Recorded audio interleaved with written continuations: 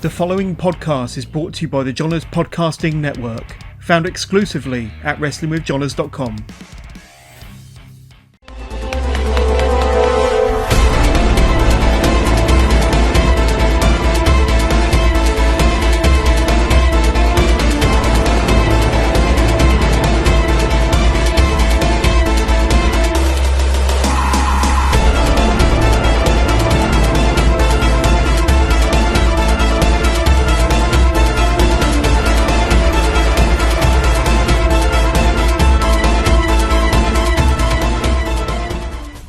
Welcome to this week's episode of Work the Left Side.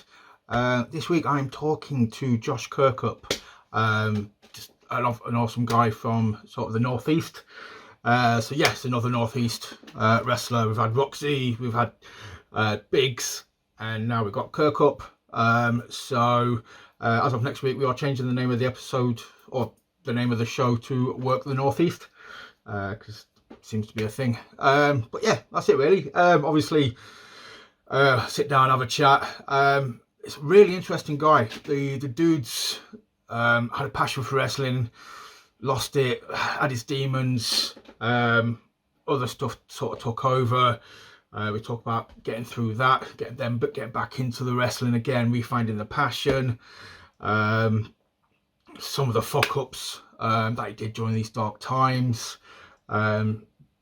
Dude holds his hands up, fair play to him. Awesome guy. It takes cojones to admit that, you fucked up, which he does.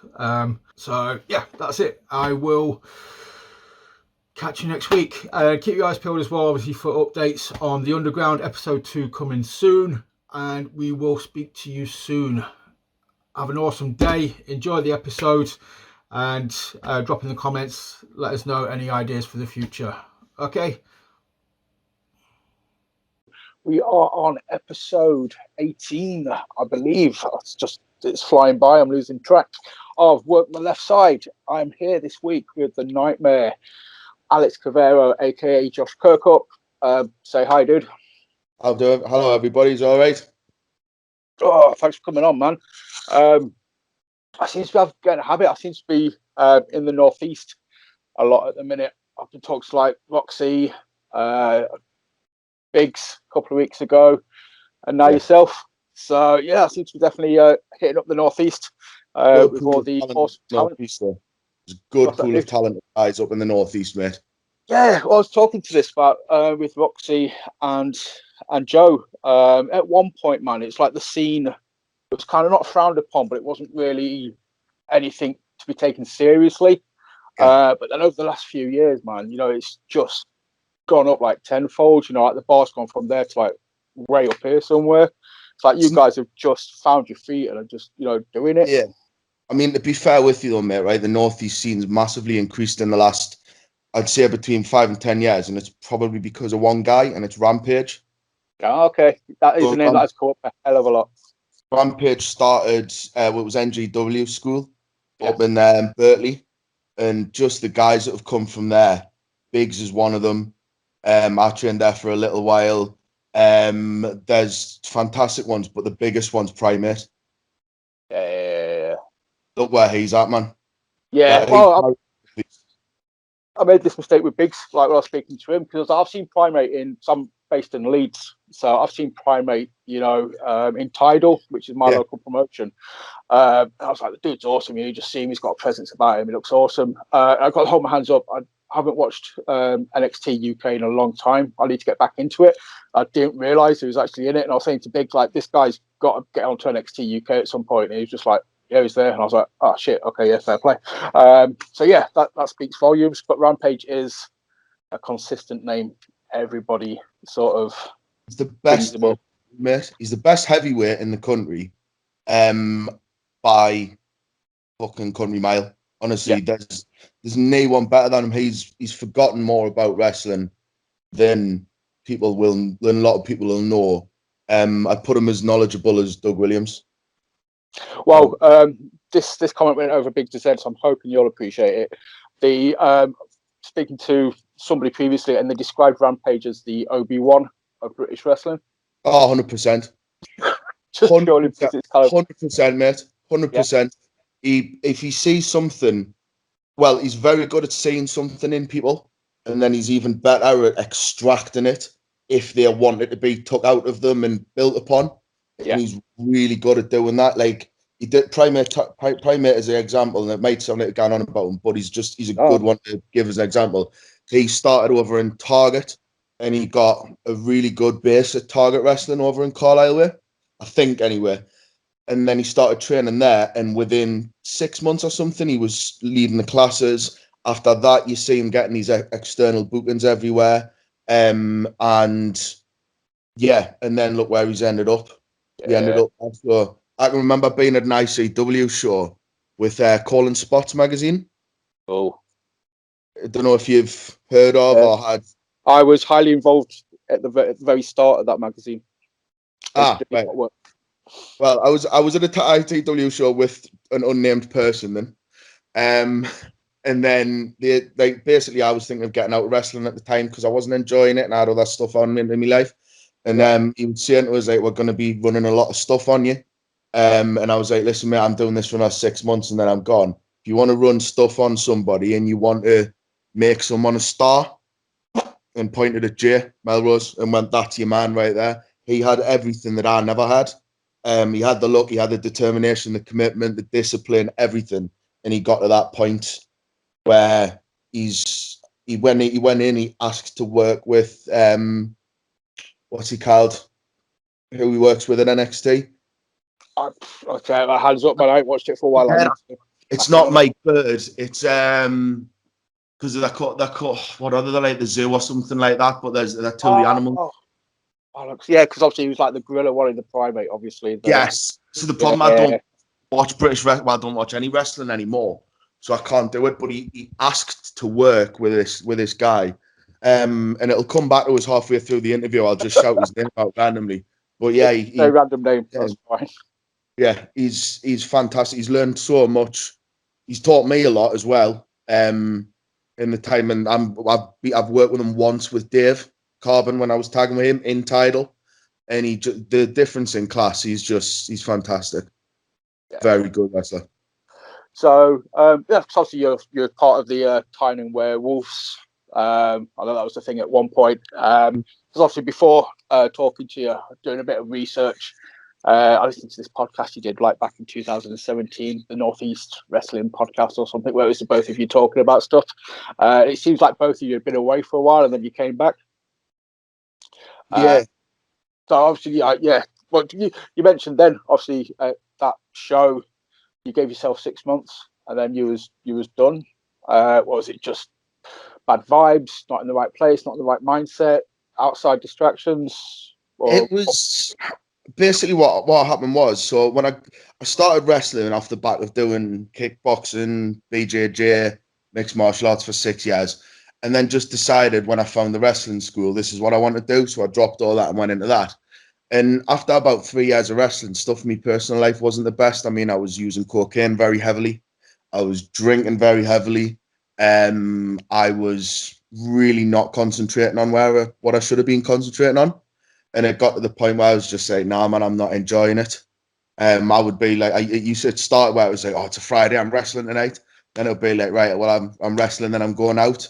And then it got to the point of it was like, right, I want to get this out of the way and get paid so I can get myself away. So then it was like when you're missing steps and you're hurting people in the ring, it's like, right now I really need to leave. So I did for a while, and then me and Dave always had the idea of tag teaming together.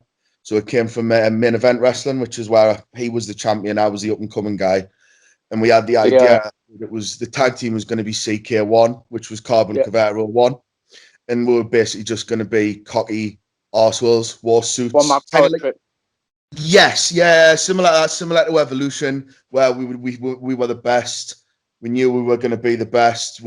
He had the experience, I had the youth, blah, blah, blah. And then we went with the Tynan Werewolves, got the quotes off of, I think it was Wish or eBay or something like that.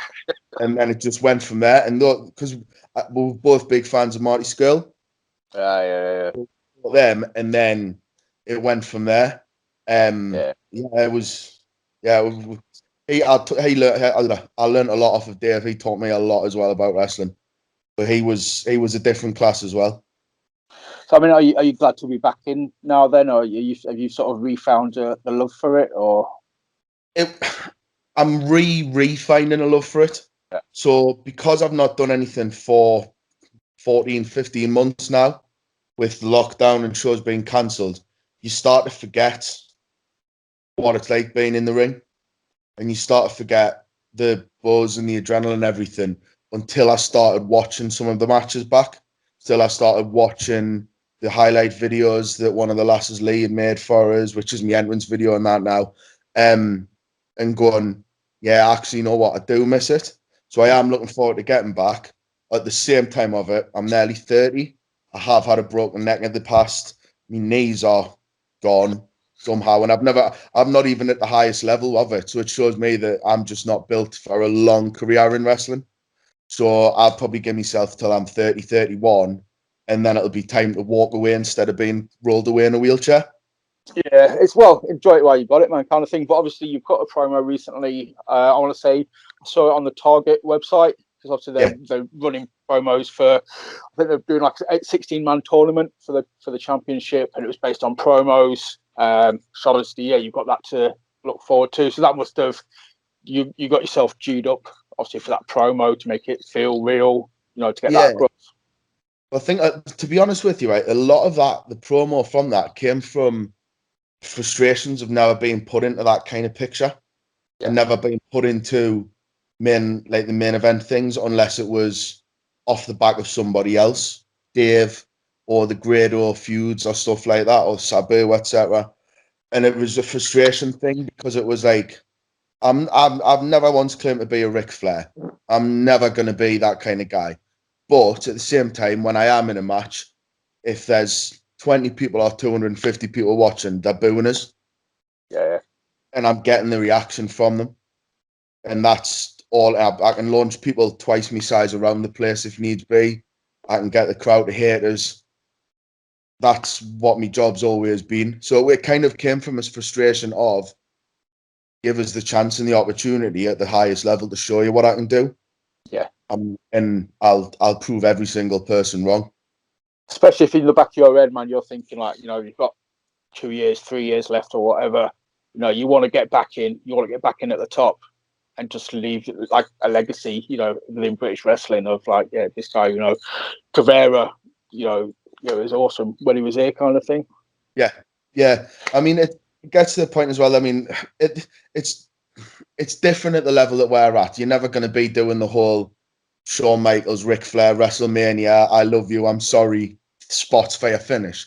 Yeah. But when you go so I work a lot for a company, Main Event Wrestling. We run a shows at the social club called the Innisfree in Long Benton. 300 people, 325 people easily every show. In a room that probably can fit about 250 is packed. Yeah. And my music hits and it's booze. At one point when I had the top knot, when I was feuding with Grado, I had the t-shirt with the top knot wanker on. That didn't come from me. That came from 7, 8, and 9-year-olds screaming it at us because I was a wanker and I had a top knot. Well, I normally rock one because look, yeah, long hair. I thought, you know, in honor today, I wouldn't turn up. But yeah, I was going to mention that show because obviously that was the whole sort of Grado thing, wasn't it? You had a sort of hair versus bum bag match. So yeah. I mean, you must have been like well thought of, man, because you've had matches against Sabu. You had that thing with Grado. I mean, at that point, Grado was like fire. I mean, he was like one of the sort of biggest names internationally for wrestling. So I can remember exactly where I was. So I was actually sat at an MPW show, not working because there wasn't room on the card because the promoter had run a show on the same day that the fair was in town and didn't sell any tickets. So literally there was 11 people in the crowd and the show was already overbooked. So I just drove down, and then when I got there, I went, "Yeah, you are right. I'll have a couple of pints and I'll watch, and then I'll go home."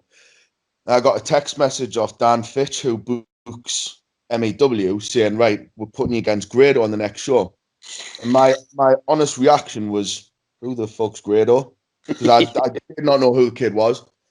And Fitch goes, you know, the internet superstar, have a look at him.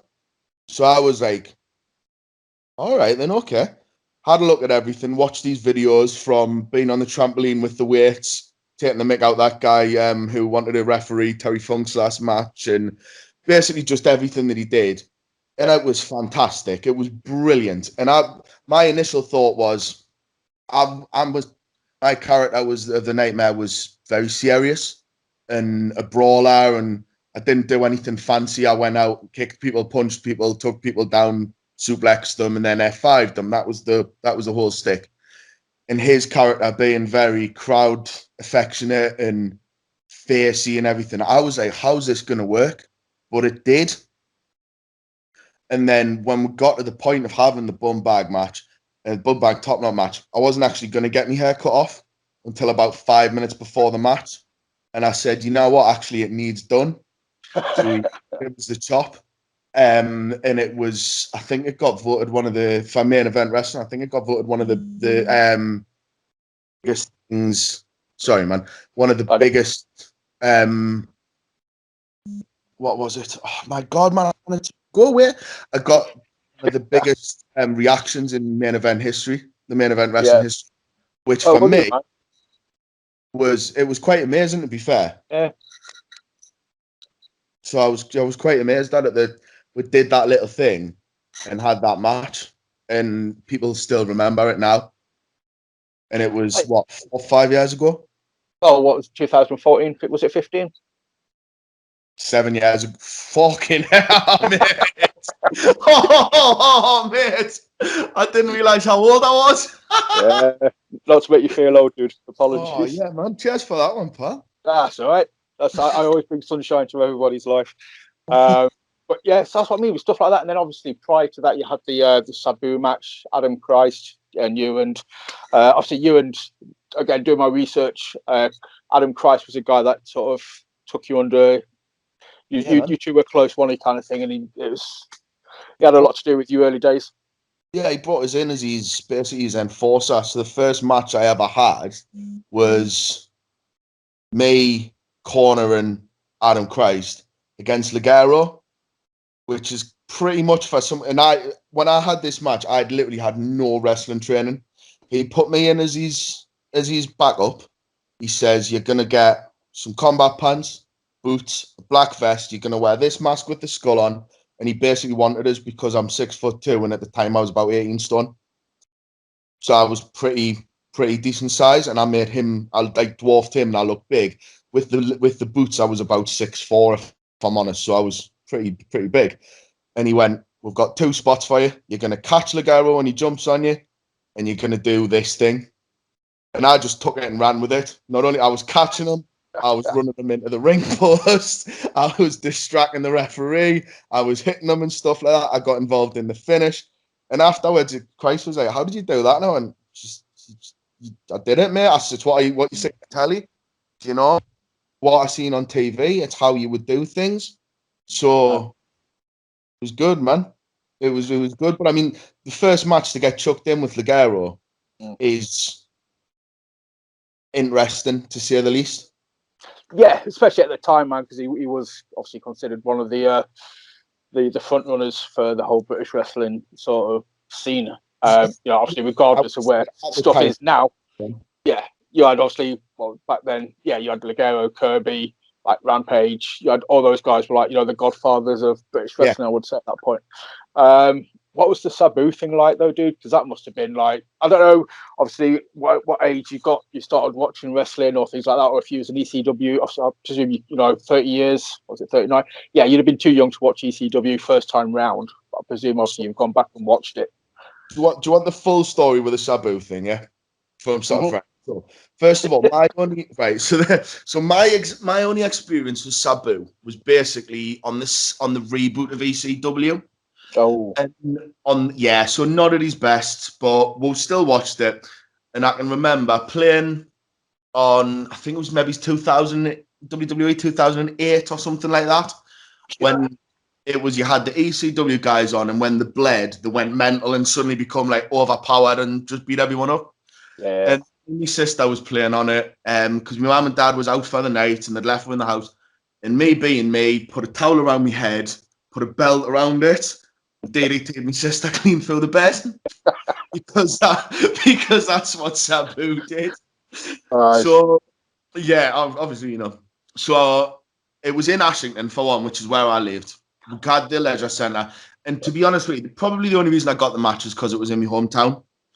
But it was the first Extreme Rules match I've ever done. It was the first time I got to wrestle against Adam. And it was the first time we got to wrestle with Sabu. Which, on one hand, was amazing because I was like, yeah, I am literally F5 and a guy that I have played as on a game. I have watched him throw himself through tables and everything like that. The second part of it was, Jesus Christ, this guy is nowhere near where he used to be. Was it that bad? Obviously, it's taking its toll.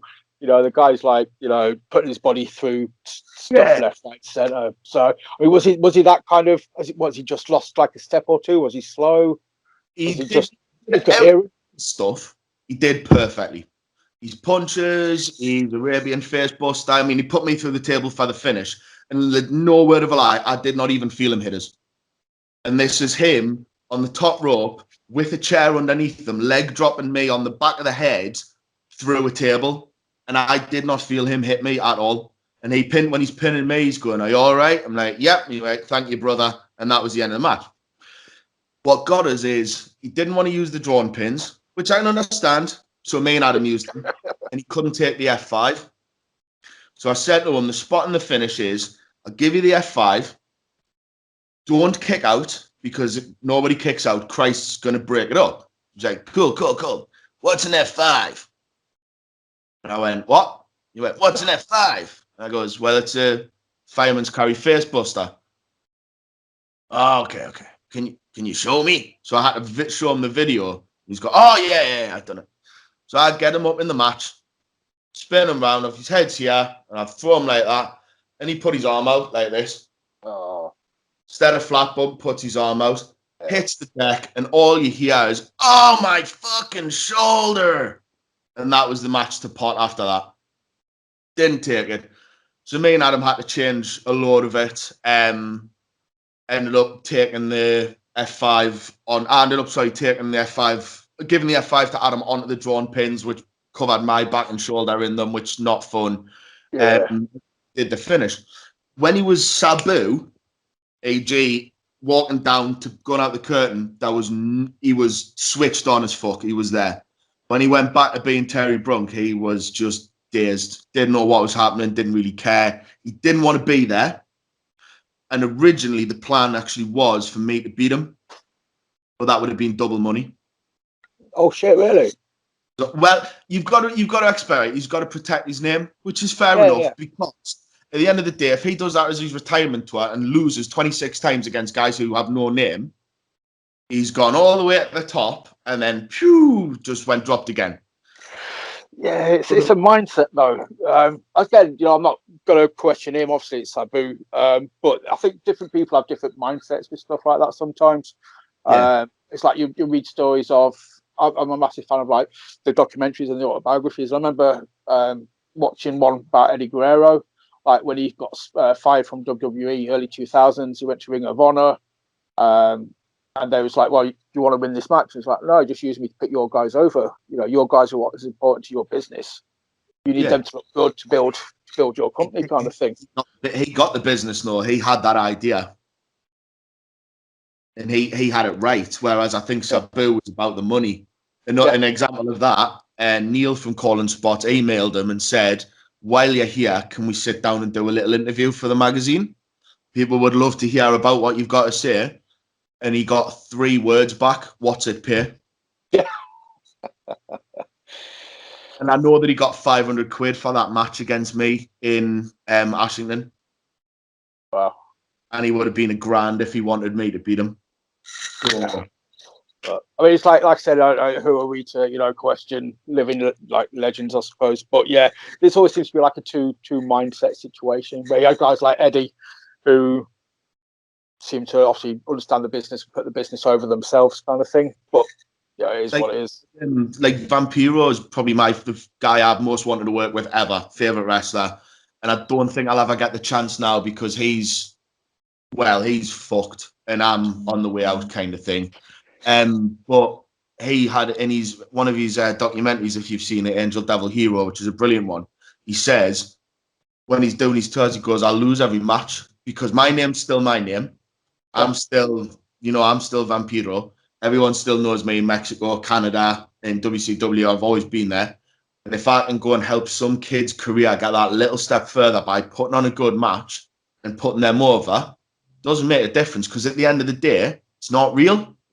Yeah. We're pretending to have a fight. If you want to be the one who's the hard one who doesn't get beat, go and fucking street fight, get yourself in a UFC cage, get yourself in a boxing ring, do that. At the end of the day, we are putting on a show. And it's effectively, it's like Phil Mitchell, who plays Phil Mitchell, walking into the casting director and going, "I'm not getting beat up. I'm not taking a punch off of this new kid who's come in." Why? Phil Mitchell. It's a story. It's not real. Exactly. And yeah, it's nice to hear Vampiro has got that mindset as well, because he was at MEW years ago, wasn't he, kind of thing? Was he like, I think it's like man, 05, 06 or something? He was there? Yeah, well before I was even involved in it. And I've tweeted him numerous times to say any plans of coming over. And I've said to Dan Fitch, who runs it again, saying, "Look, and I know it's a Mark thing to do, but I want to work him.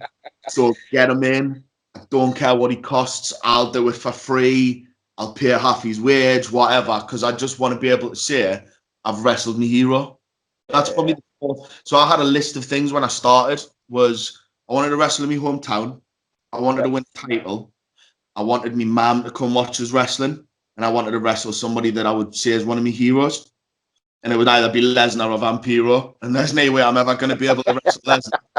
especially the fact I've ripped off his entire moveset poorly. So I don't think he's going to want to get in the ring with it.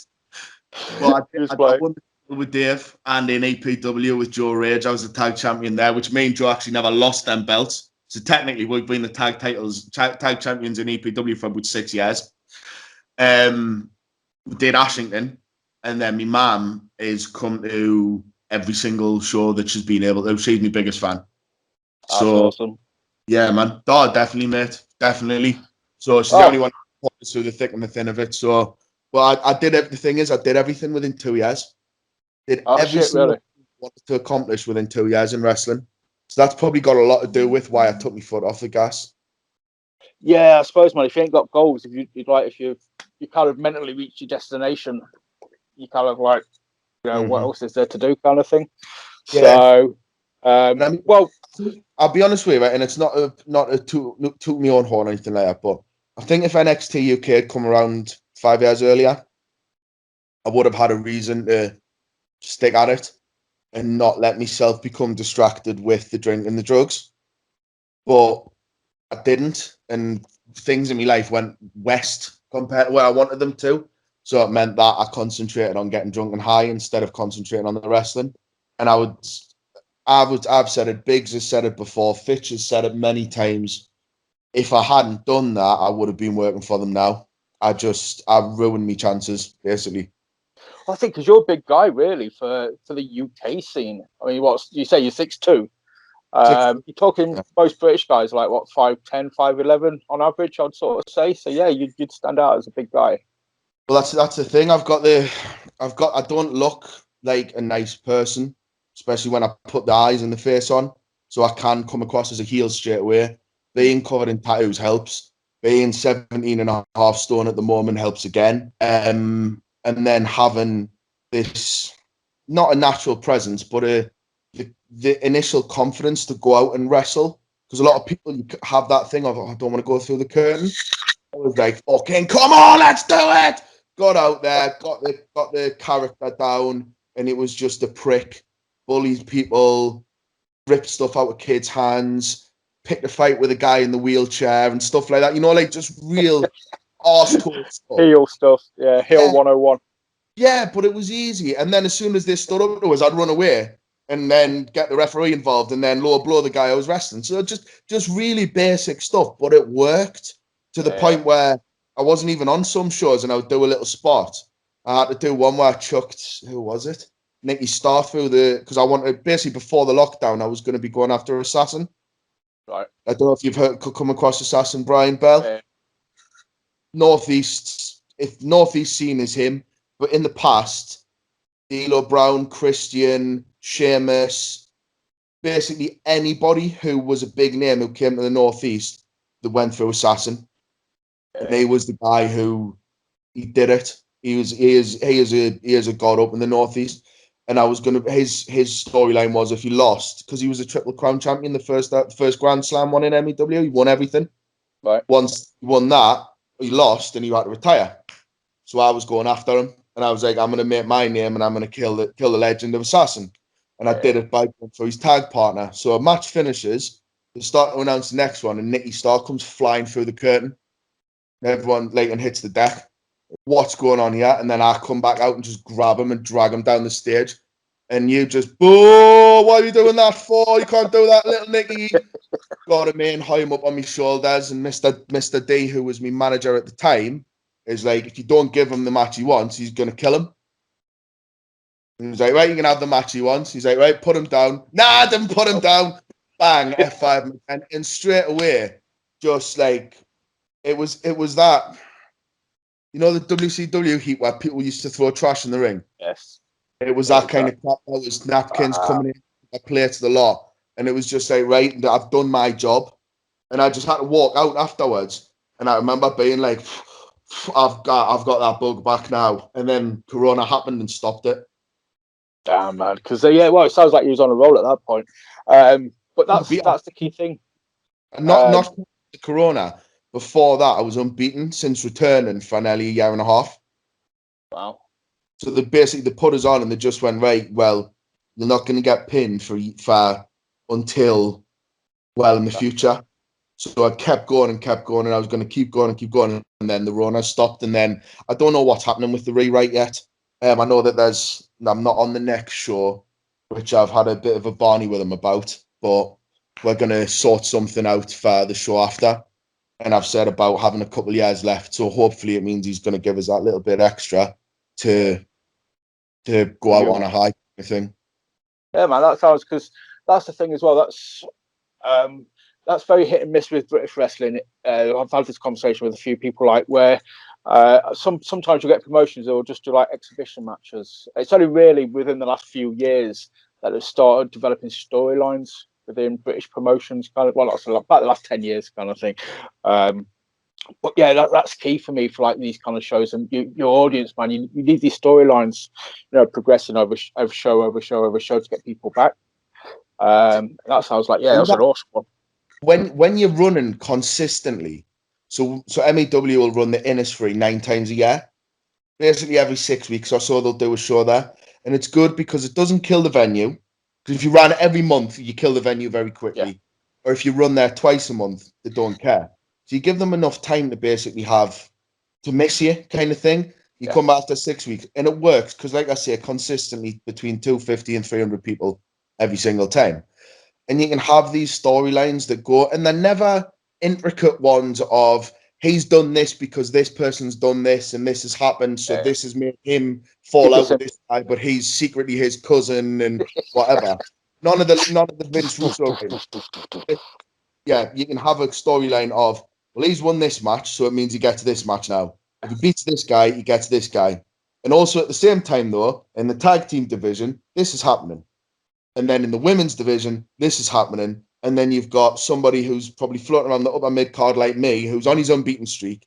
So when they announce the matches, they'll say, so for me, it was like Cavero, who's now 7 months and 14 days unbeaten, going up against his next challenge, which is whoever. And then they would go in the tag division, due to them beating X and Y last match, they're now defending their titles against such and such who beat Bill and Ben last time.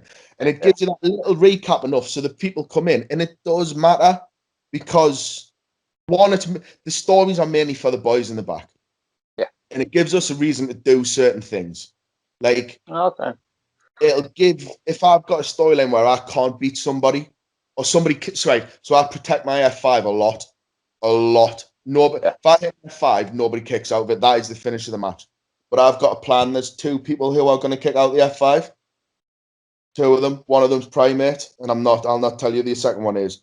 But I've got an idea for me and Primate somewhere down the line. And I don't know if his NXT thing will restrict that story or not. But it was going to similar to the Lesnar Goldberg thing, because if you look at him and his style, it's Goldberg. Yeah. Look at me and my style, it's Lesnar. What they did worked, so we would do a similar thing, but change it slightly. Yeah, I've never thought about that before. About, you know, like the storylines. Obviously, it keeps you guys hyped up, doesn't it? It gives you something to sink your teeth into. It gives you something to kind of commit to, kind of thing. I've never thought about it that way before. Well, so say for somebody like me, right? I'm, like I say, a big guy. Why I would never jump off the top rope in a normal match. But if I'm wrestling Primate and I've hit him with an F5, he's kicked out of it.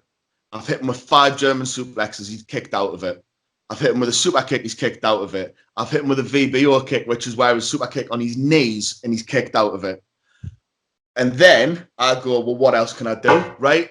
I'm going to climb up the top rope. I'm going to drop an elbow on him from 10 foot in the air. And if that doesn't work, what else can I do, kind of thing? It gives you that thing, because I'm not going to do that against somebody like, I wrestle a guy, Jonah Phoenix, which is one of my favourite matches, by the way. He's a good friend of mine. But I didn't need to do any of that. I threw him around, and literally the whole match, and I can list it. He took 3 overhead belly to bellies, 3 German suplexes, a fall away slam, a running power slam, and an F5. That was the whole match. But he took them moves like a boss, and he made me look brilliant. So, but I didn't have to do anything else. Whereas with Primate, if he's kicking out of everything, or anybody in that next level, if they're kicking out of these big moves, you've got to go for the extra things. And it makes them as well, like you sort of say, protecting your move. When you finally let somebody kick out of it, that automatically elevates them up.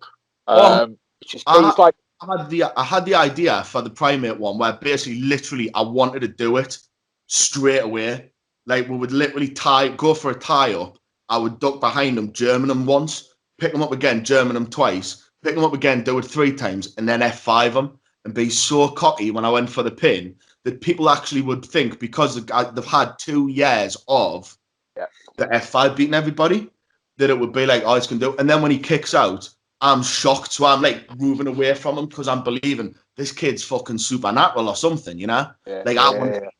And then going into a match where whatever happened and he won or I won or whatever. But I'm giving it all away because it's not going to be able to happen with contractual limitations and stuff. But I had these brilliant ideas for it. But it means that. Sorry, yeah. No, go on, dude. No, go on. Sorry. It just means that it's like it meant something, because as soon I've been the person who's nobody's been able to beat, and this one move has just killed people, and he's kicked out of it. Fucking how hard is he? Yeah, exactly. That's what really elevates the person, doesn't it? Oh, 100%. 100%. How many people have ever kicked out of a 3D? Shit, that's a good question. One time, Motor City Machine Guns in TNA. Yes, and they bigged it up like tenfold. They actually, they sort of like saying, "Oh, it's the first time anybody's ever sort of done it." 30 odd years that move got kicked out of. Jeez, that shows you how protected it was. You know, when like the problem with finishers and stuff. So the stunner became underkilled. It was done too much, and people kicked out of it. The pedigree. The sweet chin music and stuff like that. There wasn't really a finisher that people when they went down from it, it was that, apart from maybe Hogan's leg drop.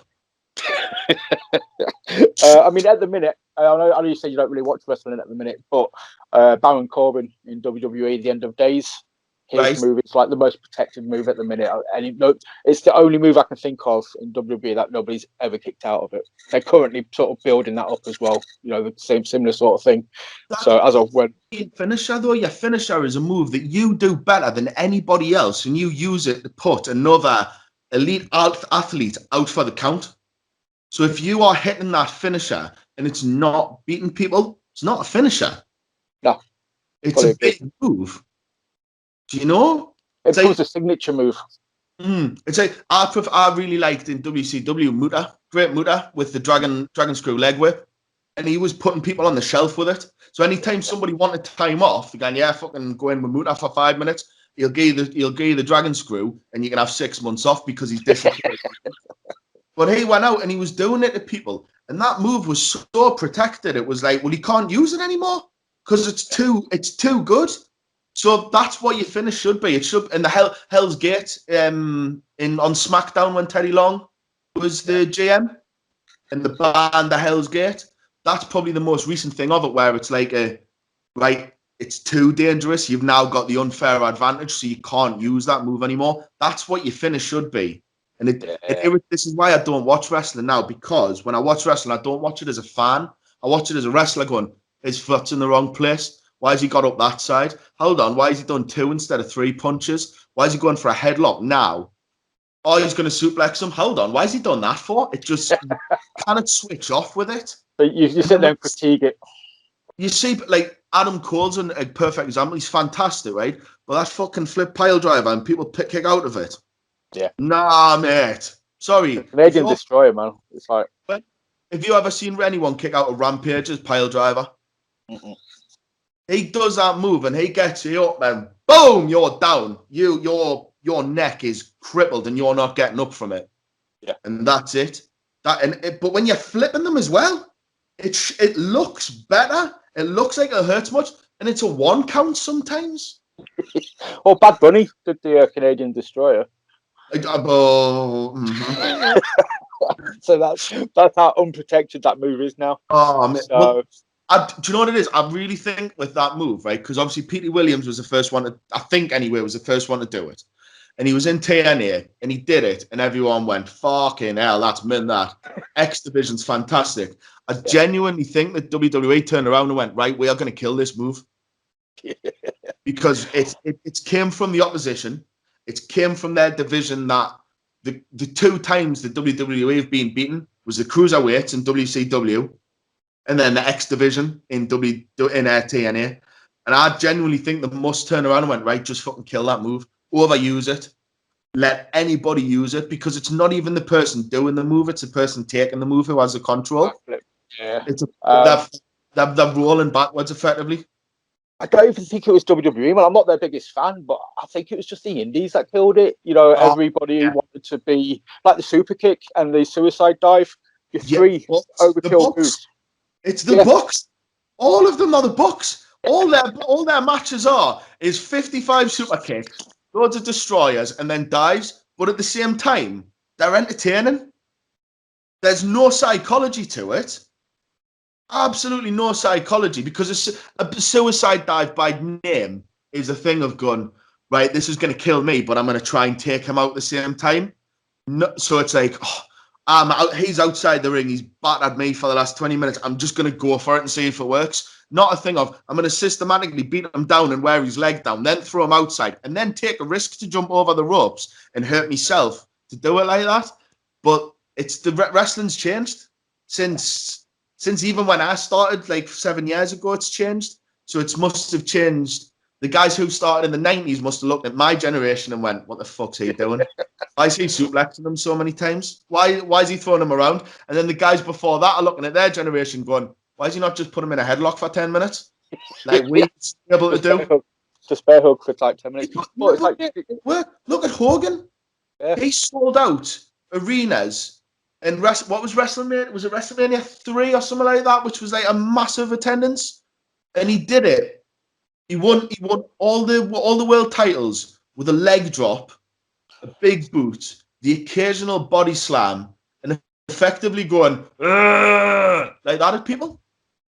I think obviously it was easier at that point because everybody 99% of people brought into it. You know, there was before kayfabe existed, people still thought it was. Yeah. Majority of people thought it was legitimate, and so I've been going back and watching a lot of old school. I did an episode last week where I did like a spotlight on Macho Man Randy Savage. I went back and watched a load of old school, like Macho Man stuff. So basically from WrestleMania 4 up to like WrestleMania 8. And it was just like the audience, man, were hot, and you barely had to do anything at that point because the magic was there. You know, it was just the atmosphere. You didn't have to break your back to sort of, get a reaction out of them. It's changed so much now, and that's why people have these shorter careers, because they can't go out and do 3 moves. And if you look at the best, so Cena used to get stick for having the five moves of doom. Yeah. But before Cena, the big guy was The Rock, and he had the rock bottom, the people's elbow, the spine buster, DDT, float over DDT. Samoan drop, maybe. Yeah, that's his 5 moves. Austin had stunner, stomping you in the corner, Luther's press, the punches off the rope, the punches, and the elbow drop. Yeah. Triple H didn't have a large moveset, pedigree, spine buster, high knee, stuff like that.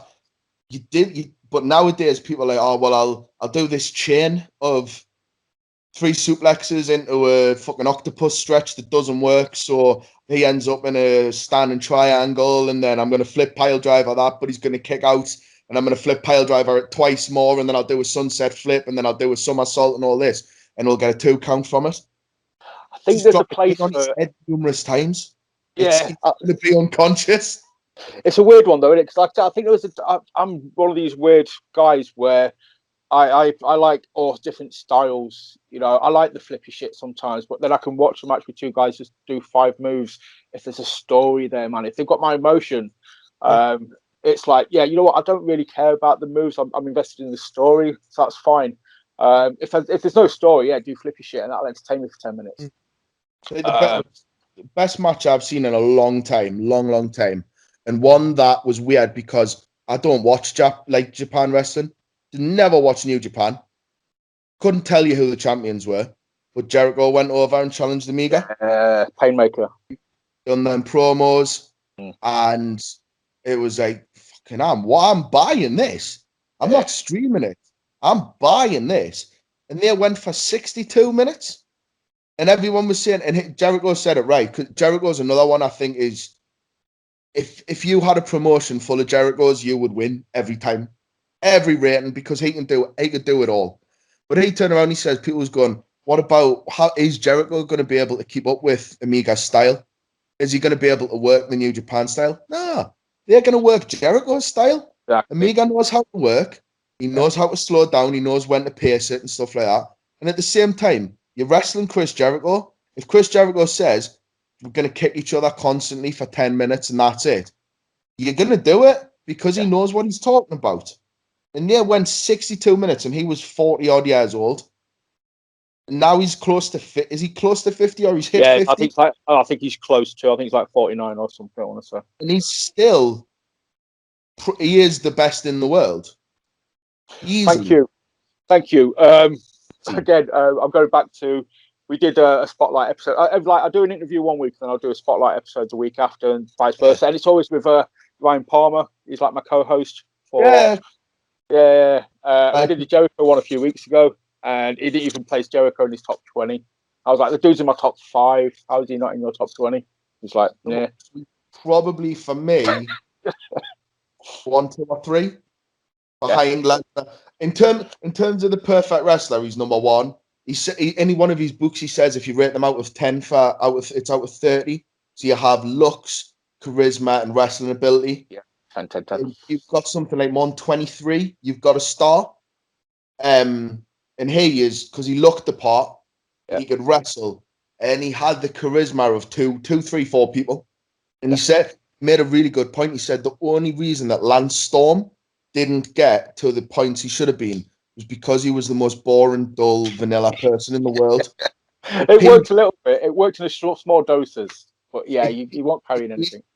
When they in WCW, when they turn around, they just go out and be boring and you'll get heat.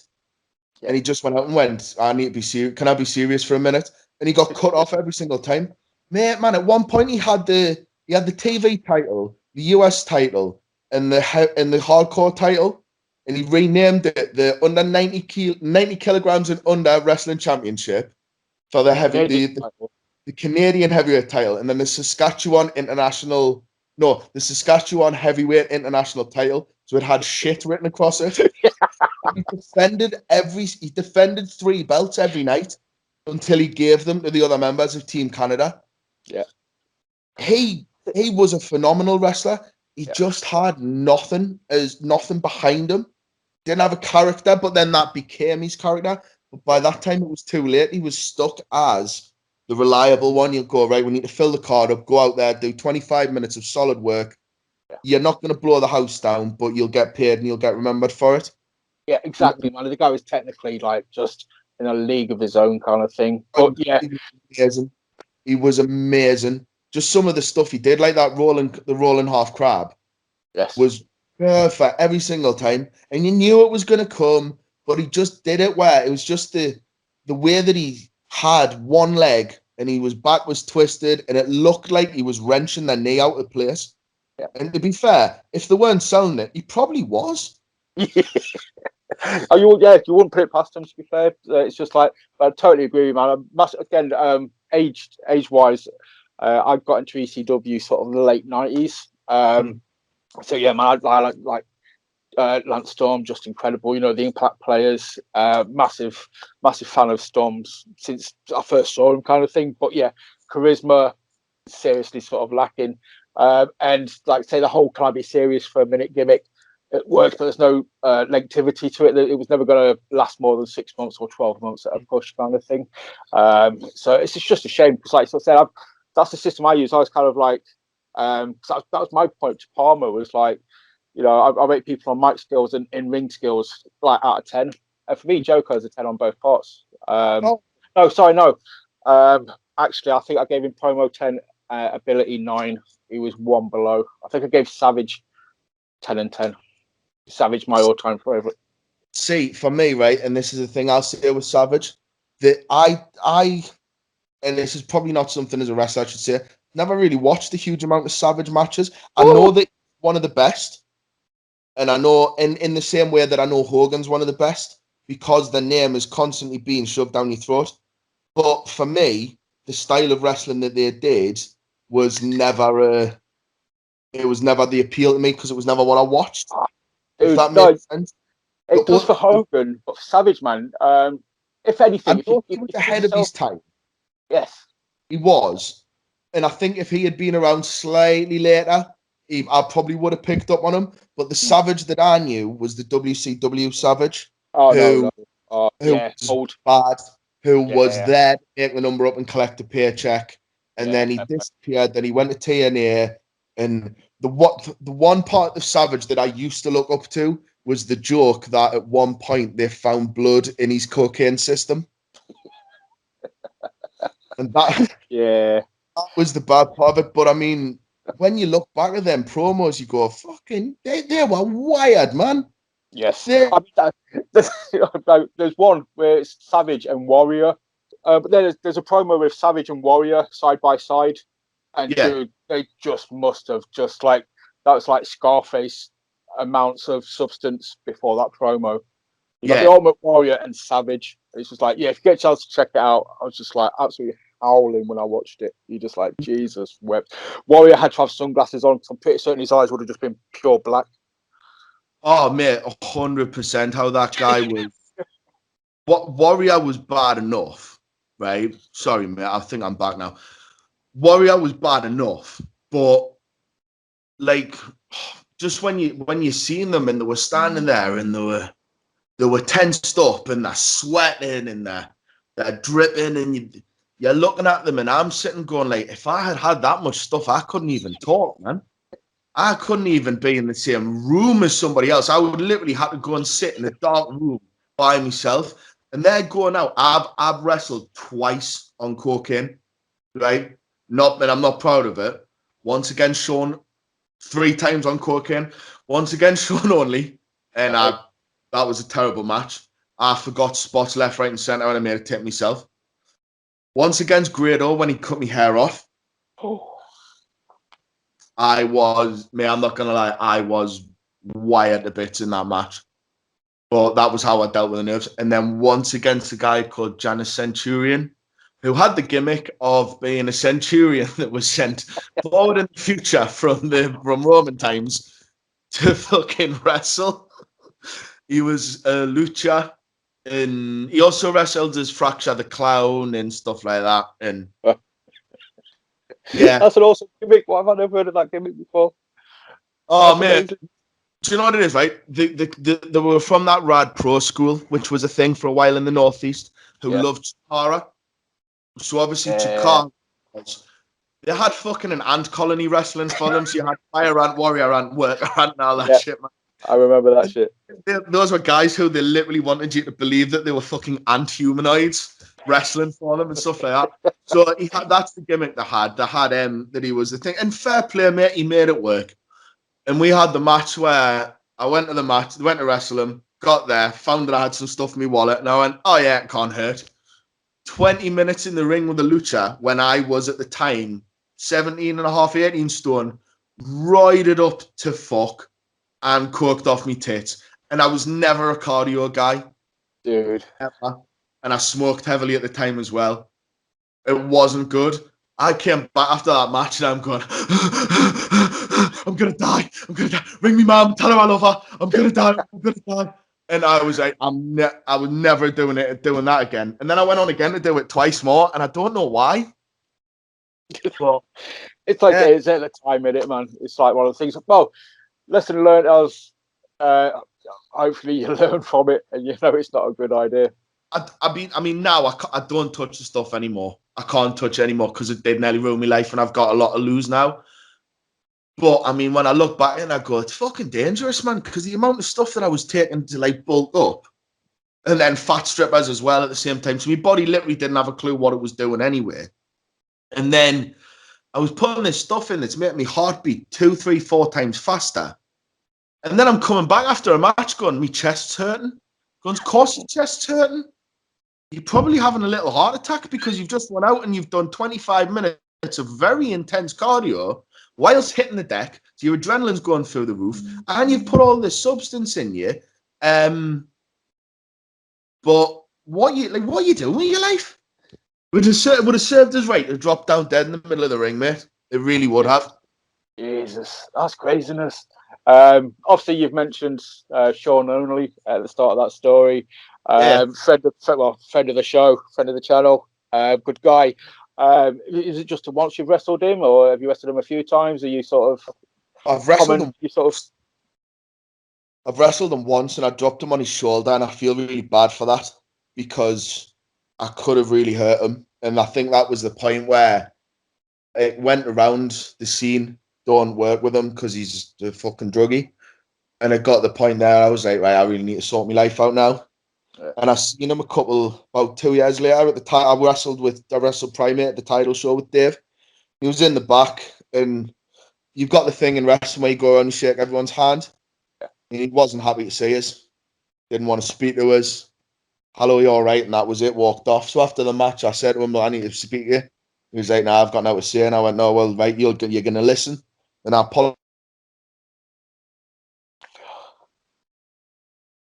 People ring us at this time, man. I'm busy. He comes around and he goes, right, well, I needed to hear that.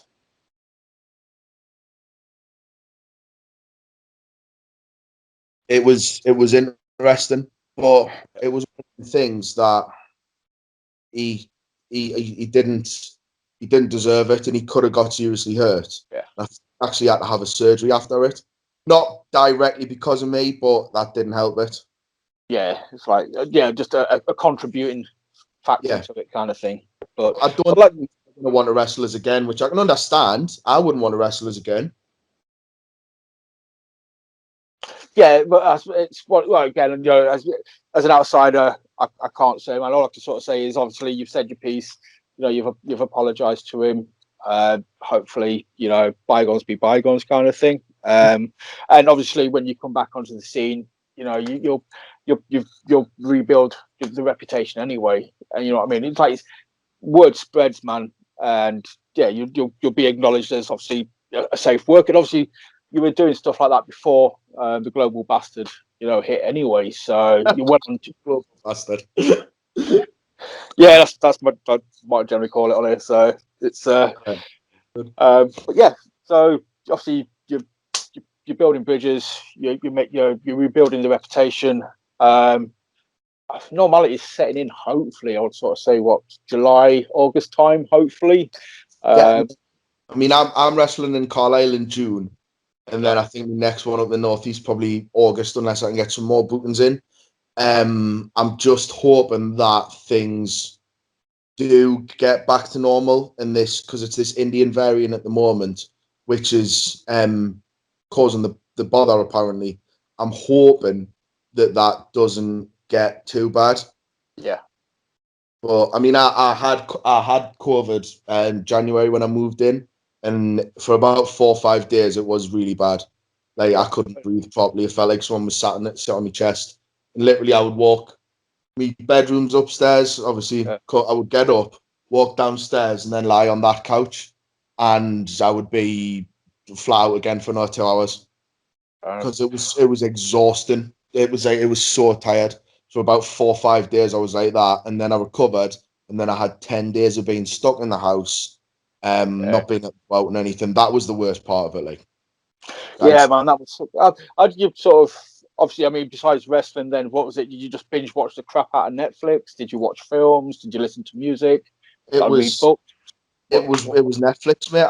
In Amazon, so I rewatched all of House because I like medical stuff. I love medical stuff. So I rewatched all of House, with Hugh Laurie, which is Yeah. fucking fantastic. Trivia for you as well. People will say House is Hugh Laurie's first American accent that he did. Oh, Stuart Stuart Little. Little, wasn't it? Stuart Little, yeah. Yes, yes, bro. Yes, Yes. Stuart Little. A lot of people will say it was that one, but Stuart Little, yeah. So I Yeah. rewatched that. I think I rewatched Sons of Anarchy. I went through 4OD, so Trigger Happy TV, Yeah. and Brass Eye, stuff like that. Misfits. Tell me you watched Misfits if you watch Nah, Forward. man, I've seen it. It's Dude. good. Do I need to put it on my Yeah. list? You Right. do put it on your list, mate. It's on Netflix as well. It was on 4OD. But yeah, the first 3 series is Yeah. awesome, Great. man. Funny as fuck. Um, That's all it was just binge watching telly. I got some weights dropped off from the gym, like light ones, just to keep us going. But I Yeah. mean, I couldn't even lift them. So it was a good month to recover physically from COVID, and even now, still, I can still feel that me That's it. cardio. Touch your chest, on it. Is it? You can still feel it on like your chest and like the Oh, crease and 100%, stuff. mate. Wow. 100%. I mean, I've quit smoking now, and I still feel when it's like when I'm walking around and especially carrying the big water bottles upstairs at work, that takes it out of us. So I'm getting back into the ring before these matches to do as much wrestling cardio as possible because I need to get back to it because once you've blown up in the ring, you just forget everything. Oh man. Oh, CrossFit. I was talking to Biggs about it a couple of weeks ago. He swears by CrossFit. You know, for like cardio, it's like the Yeah. closest you can get to wrestling cardio, running around, stopping and starting, as you can probably get without being in the ring, kind of thing. I think that was his definition of it. Well, I've just got a moral obligation against CrossFit. Why? Go on. So What's your beef with CrossFit? it's just like why don't you just lift weights normally? instead of so you've got a bar in your hand and you're getting it from the floor to above you. So you effectively do a clean and press with it. Yeah. You only got 20k on or something, but you want your technique there. So the way I will do it would be flat back on me honkers, heels down, straight back, up to your waist, deadlift up to there, boof, and bang, bang, bang. You get it like that. Their way of doing it is you do it on one foot and your other foot's balancing on a steak knife, and then fire, and then you've got to do it. But when you do it, you've got to twist your back in a way that your kidney hits off your vertebrae, and then you've got to twist the other way when you push it back up, and then you drop it on your own head, and that's one rep. Just it doesn't look safe to me. Yeah. It looks like it's too much. I'm very careful about me back and me neck. Obviously, the way like injuries I've had now. And it just looks to me like, I mean, I get bothered with me back anyway.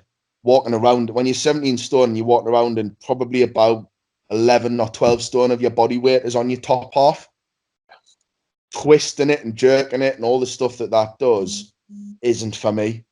Yeah, no, ignore that. Like, then we'll scrub that. I didn't CrossFit. I mean, I'm lucky because I've got where I live. I live in Blythe, and in Bedlington Station, Brian Assassin has a gym. So I can Okay. him and say, look, I need to book the ring for a couple hours if possible. Come in, you just get in, we'll run the ropes, do a bit sleep and leap, run through some tech, just basically to get used to working in the ring again. I mean, because the bumps and stuff, they come once you know how to bump, you bump. You need condition to it, but you get used to it. But when you're out there and you're in your gear and you've got the crowd and your music's played and the lights is on, everything, you've got the adrenaline and you're like, it doesn't hurt. It doesn't hurt. Well, it hurts, but it doesn't hurt after. Then you're going, fuck me, now it hurts. But running into the ropes is what you get, where you get the welts, because the ropes are just a metal cable with electrician's tape on. There's no padding. And you're hitting that at 17 stone, hitting that rope hard in the right way. You do get welts on your back. So you need to get used to that. You need to get used to bumping and getting up. And I've always said it's like doing burpees. But you need to do your burpee in a way that you get up into the right position and being ready to do another burpee, because some kid's coming at you running to clothesline you. And if you're in the wrong position, he's going to take your head off. Yeah. Exactly. That form's coming there instead of there. And if it hits you there, you're fine. If it comes across there, your nose is broken. Yeah. But dude, you got all this to look forward to. Oh, don't get us wrong. I can't wait to get back into it, mate. Can't wait to get back into it. I was talking to my lass the other day about it, and she's like, so what's happening? And I was like, oh, tell her. And she was like, and you do this for fun? And I was like, yeah. Yeah, pretty much. I love it. And she's like, can I not just give you the money not to do it? And I was like, well, maybe, but for now, I want to do it until at least I'm 30. At least. That's awesome, dude. But yeah, it's probably just looking. I think it's some macho, machismo, manly thing. But then you're just like, no, let me do it too. You're like, okay, you're all crazy. Yeah. So it attracts two kinds of people wrestling. It attracts wrestling fans and people who want to be wrestlers. Wrestling fans are weird, and people who want to be wrestlers are even weirder because they're fans who think they can do it.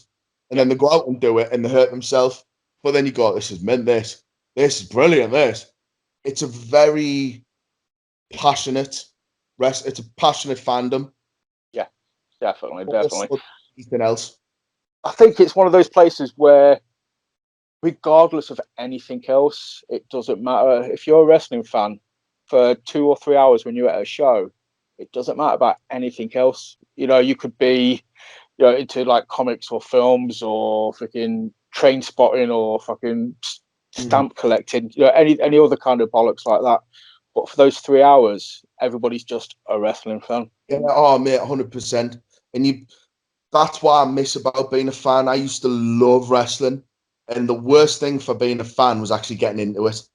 Yeah, you see behind the curtain, and you see the workings of it, and you start going, you go, I can't do it. But I'm sure that somebody who works in films, when they watch the Avengers, goes, well, that was fake. This has happened, da da da. Or somebody who's in the theatre productions or whatever, when they go to see theatres and plays and stuff, they will look at the production instead of the actual story. Yeah, you ruin it for yourself. It's very hard to separate the two.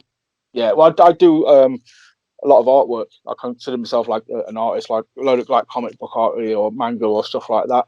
I'm a bugger for looking at other people's artwork. I'll see people's t-shirts. I'm like, that's fucking shit. Yep.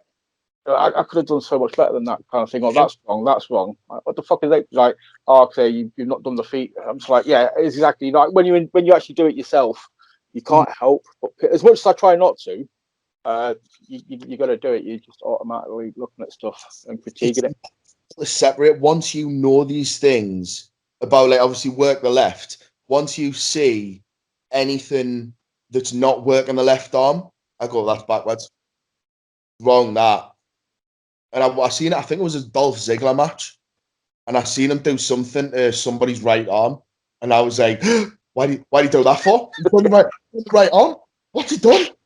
Fucking Dolph Ziggler. The guy knows he could wrestle me and get a good match out of us. Never mind, like, the guys he's working with. And I seen it and I was like,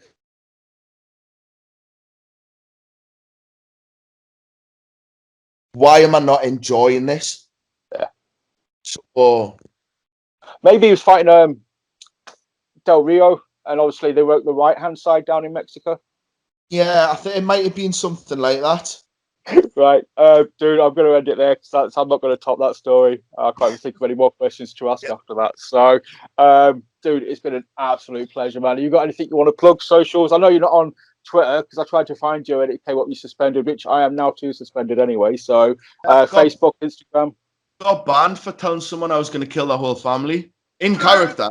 But I mean, I don't think Twitter understands kayfabe. So, just the Facebook pages. So you've got Nightmare Cavero. Have a look on there. Instagram's exactly the same. Nightmare Cavero. Target Wrestling, Main Event Wrestling, Northern Frontier. Basically, all the stuff in the Northeast.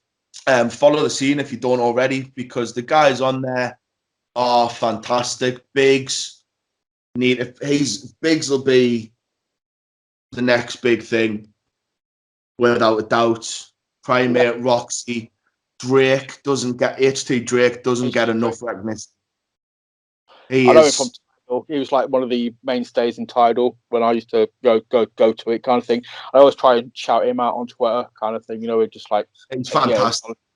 He's got a brain for wrestling that not many other people in the area possess.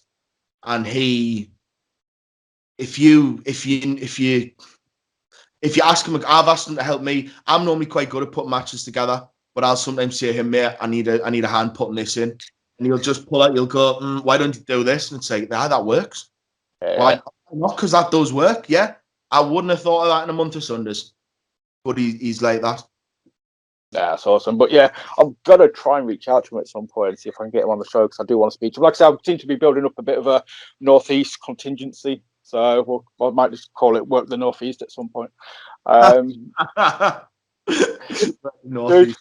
it's been an absolute pleasure, man. What's that, dude? I'm saying it's funny that because not many people in the Northeast do work properly, but the ones who do work. Well, yeah, that's it. There's no middle ground. It's either the upper echelons of it.